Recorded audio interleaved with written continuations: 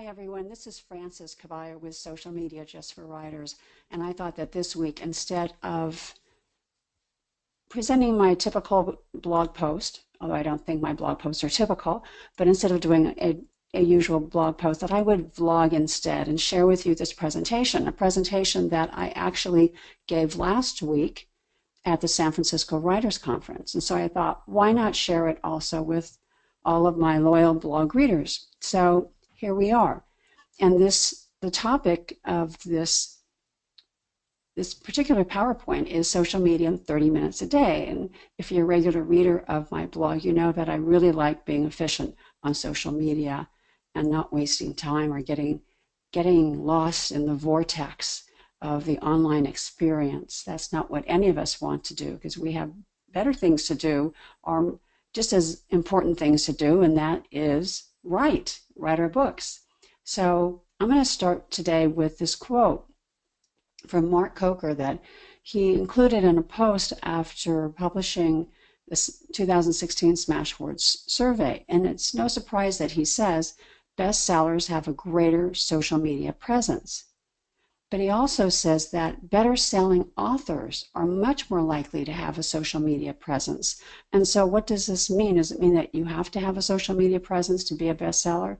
I think you do. Otherwise, I don't think people like Doris Kearns Goodwin, who is a nonfiction writer, a Pulitzer Prize-winning author who has written for decades, I don't think she would be on Facebook and Twitter if it weren't for the fact that her trade publisher realizes that she needs to be on social media if she wants to keep selling a lot of books.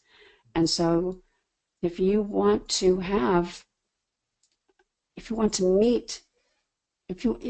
engage with your current readers, if you want to meet and engage with prospective readers, the way you do that is on social media. Now, the next quote that I have is from Michael Hyatt, the author of the book Platform. And I need to change there we go. And he says that platform is the means by which you connect with your existing and potential readers. And I absolutely agree with that statement. Whether it's Twitter or Facebook or Instagram, that's how by engaging is how you really connect with your readers and prospective readers. Now, what exactly is platform? Well, a couple years ago, I used to describe platform as a stage that makes you more visible, that enables people to hear you better, that allows for some conversation back and forth perhaps. But I no longer describe platform as a stage. I just describe it as a bridge that enables you to connect with your readers, engage with your readers, because social media, by its very essence, is social. And that's the number one thing that social media is so good at, allowing you to engage with other writers in your genre, with experts in your field, and present and potential readers. And so if you think of platform as a bridge, what do you see the planks as? And so in my view, it all starts with your books. You know, what does the cover look like? What does the text look like? Was it professionally edited? Is it a topic that will be sellable in the marketplace? Or is it well written enough that it'll be sellable in the marketplace? And then you look at your hub, which is your website and your blog. You absolutely need a website and blog in today's world. And then we look at an email list. An email list enables you to connect with your readers. It enables you to connect with them directly. You don't have to go through a third-party platform such as Facebook or Twitter. You get to connect with them personally. Your message goes right into their inbox. And whether they click on your email or they delete it, they're making some action. And hopefully they won't delete it. They won't unsubscribe. They will say, yeah, I want to see and read the next email newsletter from this author because I really like his or her emails. And then you also need to have a presence on social media. And so these are what I like to term the planks of your platform. of your bridge. Now, here are the secrets to social media. Well, these are my secrets to social media. And number one is you need to inform and at times entertain. I say entertain, and you can, because you want to entertain in terms of memes or beautiful images that maybe you've taken.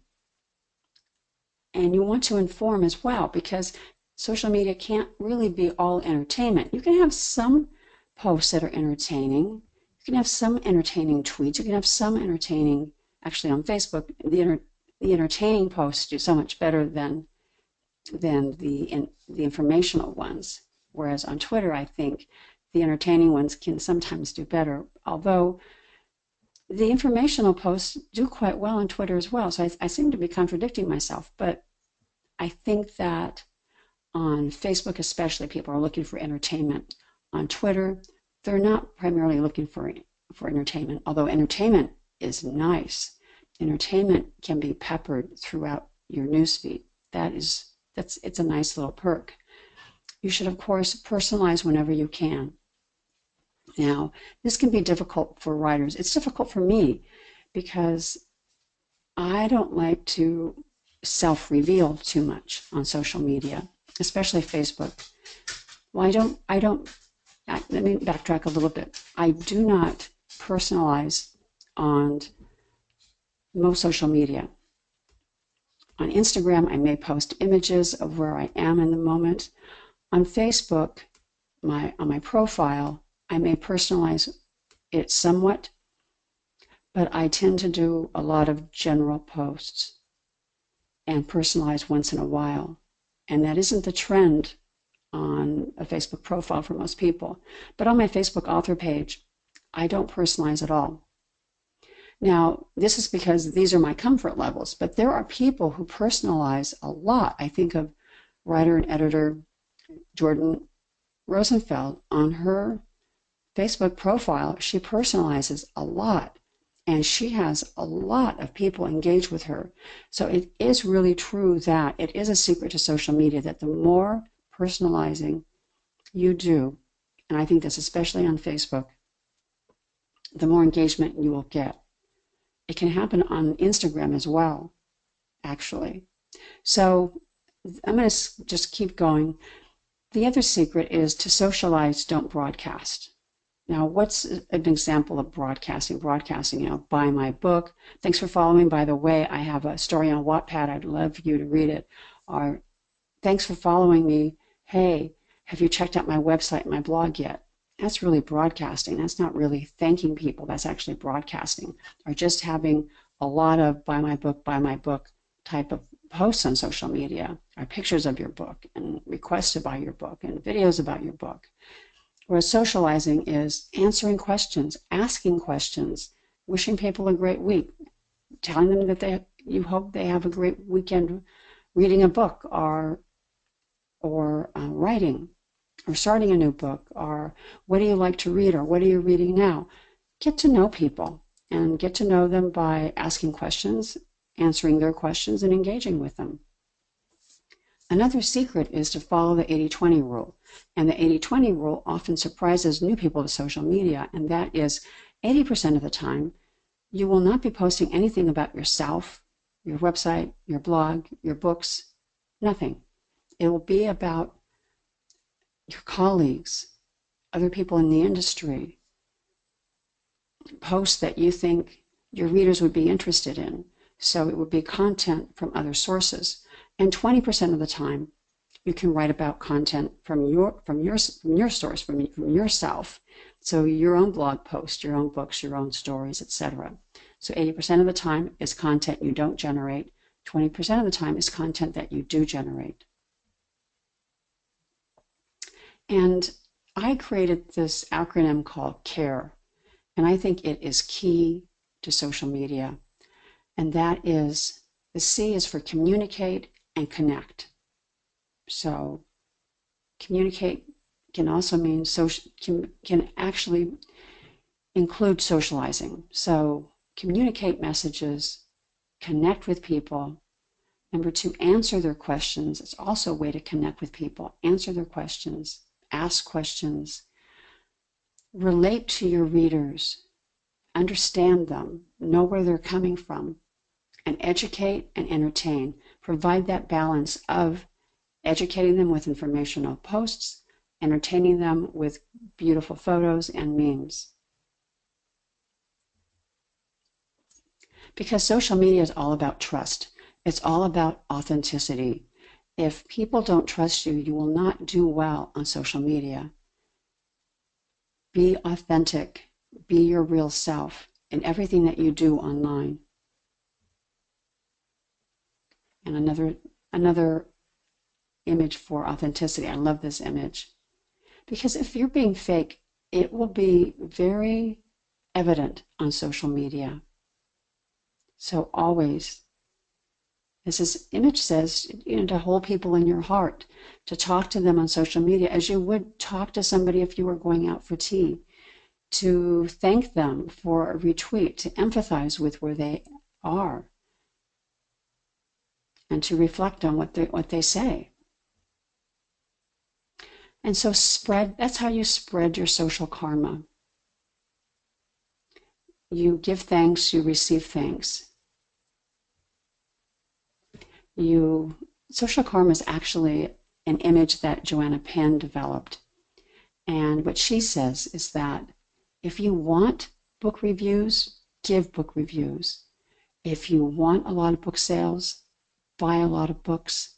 So everything that you give out in the world will come back to you. So let's get on with how to manage that time in social media, how not to get lost in that vortex of the online experience. And so the number one key is to be where your readers are. And what that means is do not use social media networks that your readers don't use. So for example, if you're a young adult writer, you do not need to have an active presence on LinkedIn. You will not find your readers there.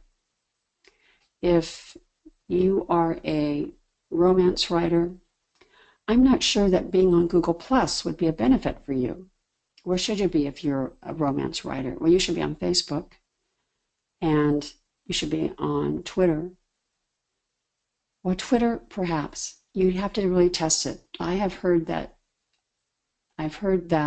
Twitter is a great place for romance readers, and I think there are some for romance readers and writers. I think there are some romance writers who haven't done as well on Twitter, but I would say if you were only going to be on two social media networks, I would say Facebook and Pinterest would be for romance writers.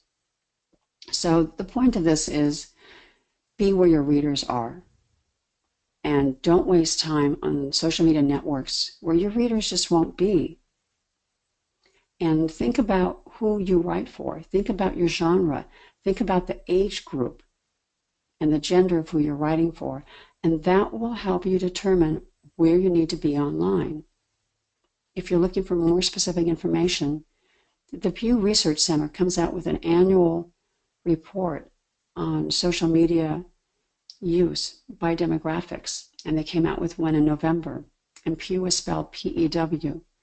And so look at the demographics and the genders for each social media network that they cover, and you'll be able to determine, do I need to be on Instagram or do I need to be on Facebook? If you look at that data, and I talk about it on my blog, so if you were to go to my blog at socialmediajustforwriters.com and look at the search bar and type in Pew, you would find information on where you should be online.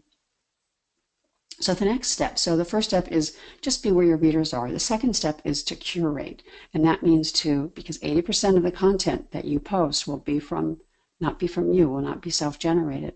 So you need to look for content that your readers and prospective readers and your colleagues who are writers are going to love. The third step is once you find that content for the day or for the week, schedule it. Whether you use Hootsuite or Buffer or some other application, schedule it and then be done with it. So you determine where you should be. In the mornings, you just look for the content and you schedule it. And that can't take more than 15, 20 minutes. And then at the end of the day, the 10 to 15 minutes, you socialize, you have fun. You do what social media is meant for, engaging with people. And so here I point out again, if you write romance, you need to be on Facebook and Pinterest. If you're on Instagram, you're slightly more women than men. And it trends heavily towards a younger group, which is the 18 to 29-year-olds. So who are they? They're the millennials and the young adults. Twitter is primarily Hispanic, which may surprise some people. LinkedIn, business. Think of business people. Think of millennials. Think of people in their 30s. Those are the major groups. It's almost even between men and women on LinkedIn. Snapchat. Well, we know who uses Snapchat.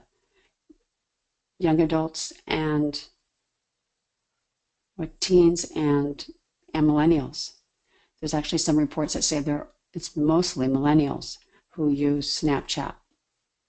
And this is a great network for YA writers.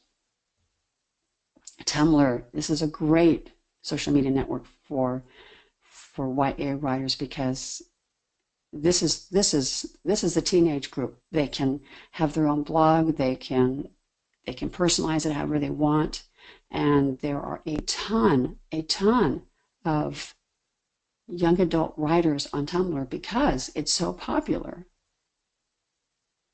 All right, we talked about the first step. Let's go to the second step. How do you curate? Just as someone would curate artwork, how do you curate content? Well, there are some apps that you can use. One is Alltop. Well, Alltop.com is actually a website, and you will find the top blogs of the day in every imaginable topic on Alltop.com. You can use Daily by Buffer. This is a mobile app. If you use Buffer, this is a great app to use. You can just thumb your way through content and just say, yeah, I want that added to my buffer, and then it will go. You don't even have to schedule the time or anything. It will just go right into your next slot. It's so easy. Post Planner is another fun app to use. You can use it for Facebook, Twitter, and Pinterest. And there are all kinds of images, questions, articles that it will curate for you, and you just make the selections and decide when to schedule it. And it does curation and scheduling all in one app, so it's super efficient to use. I say subscribe to other blogs in your niche, in your genre, and you'll get information to curate from that. And sometimes you'll get information from newsletters, from your own news feeds. And if you use Twitter, then I create some lists and I curate which people I want to follow, and I put them in certain lists.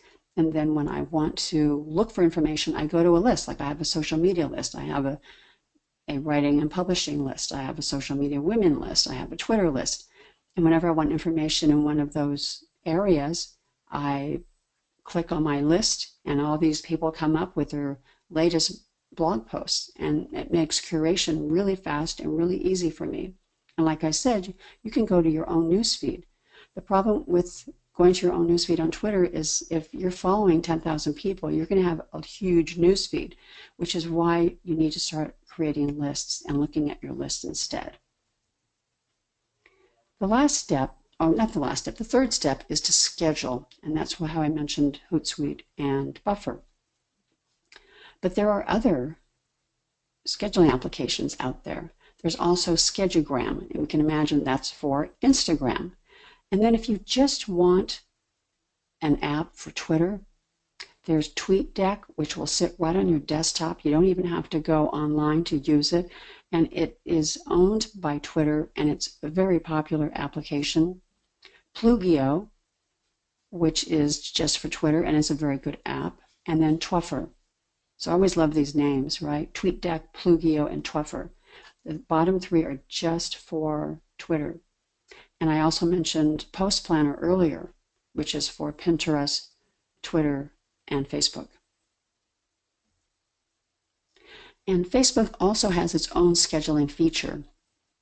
And if you're going to be scheduling anything for Facebook, I recommend, well, for your Facebook author page, I recommend that you use Facebook's scheduling feature because it will have a greater advantage in getting into your fans' news feeds.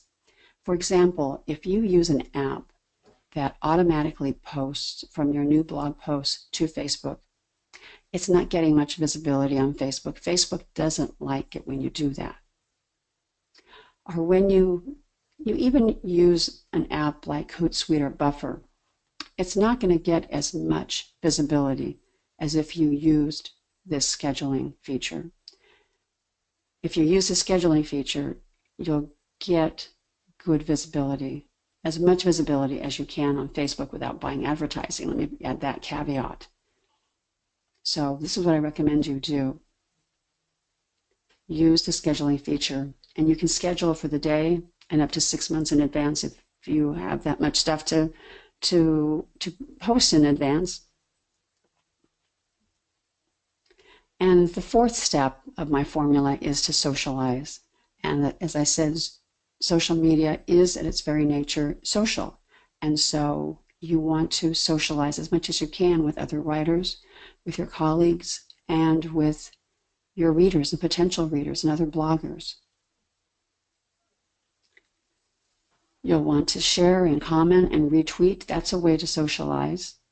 You might want to join some Twitter chats or host a Twitter chat. That would be great. On LinkedIn, you'll want to be a part of a group. It's one of the great benefits of being on LinkedIn. And for Google+, you want to be involved in a community. At least one, maybe 2, 3, 4. Have some fun. Other apps that you can use for socializing are Facebook Messenger. It's a private message app on Facebook. Facebook Live, which is live video. It's become very popular. And if you want to look for an example of someone who uses it sometimes, Sharon Hamilton is a romance writer. Someone who uses it more frequently would be Nina Amir. Other people who use it are Joanna Penn and Jane Friedman. They hold office hours. And then Periscope is an app for Twitter, and it's a live video app, and that's been very popular as well. So I want to spend some time talking about Facebook algorithm, because sometimes people think, Facebook, it's so hard, or not hard in terms of learning how to use it or using it, but hard in terms of getting those posts from your Facebook author page to get into your fans' newsfeed. It's not easy because Facebook wants you to buy advertising. So let's look at it. You have to look at your analytics. And your analytics on Facebook, once you have 35 likes or more, is called Insights. So, Insights will tell you whether or not your posts are doing well and how you can potentially make them, not make them better, but you'll be able to see which ones have performed well, which haven't, and what you need to replicate. Twitter also has analytics, and it will show you just a plethora of information. Oh my gosh, it will show you, which tweets have done well, how many likes, retweets, etc. It will even show you information such as, were they using, or do your followers mostly use iPhones or Androids? Just all kinds of information that's really good to use if you want to use advertising on Twitter. For Pinterest to get its analytics, you need to have a business account. So if you have a profile, convert it to a business account. If you don't have a Pinterest account, open a business account. Do not open a profile. And of course, Google Analytics, which will provide you with, again, a lot of information, and it will show you which social media network is providing the most traffic to your website.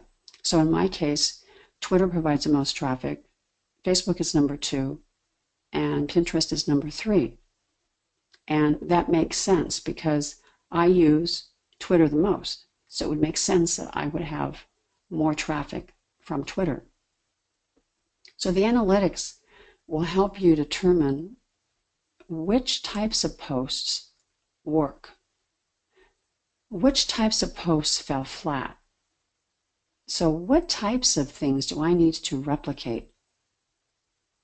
I would say that what will always perform better are images, and then it's fine-tuning what kind of images. When it comes to Facebook and Twitter and Google Plus, etc., I would say try to never post anything that just has text. Always include images because the eye is attracted to images and because the brain processes images 60,000 times faster than text. And so images are really critical. Now for Facebook Insights, this is where you'll find it. You'll find it above your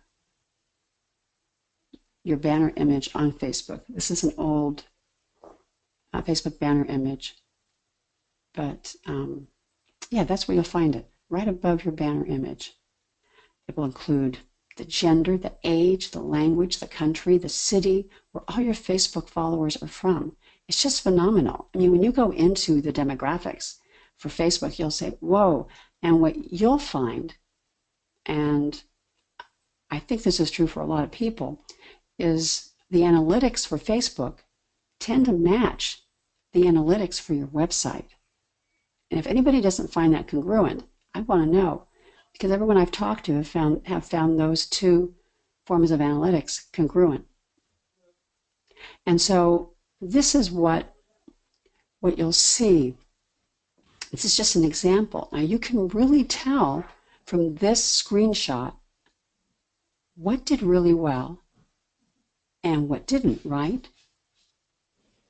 Now, for this example, the client did some paid advertising, and that's demarcated by the richer blue. But even in the lighter blue area, you can see that middle section didn't do very well, whereas the one on the left and right, they did really well. People really liked those posts. And this is the type of information you can get. And so that was my presentation for the conference, and I ended it with my 2 new books. So I obviously have a book for social media in 30 minutes a day. It's much more comprehensive than this presentation, and that's available on Amazon. And Social Media Just for Writers, it's the 2nd edition of my very first book, so I'm very excited about it. And it includes chapters on Tumblr and Snapchat and Instagram, which weren't included in the first. And it does not contain a chapter on Google+. I decided not to include a chapter on Google+. And of course it has other social media networks, plus a chapter on, I didn't know if I included, there's Instagram and of course Twitter and Facebook and LinkedIn. There's a chapter on blogging and a chapter on visual marketing, which was not in the first either. So I hope you enjoyed this recap of my presentation of the social media at the San Francisco Writers Conference, and I look forward to seeing you again next week. Thanks.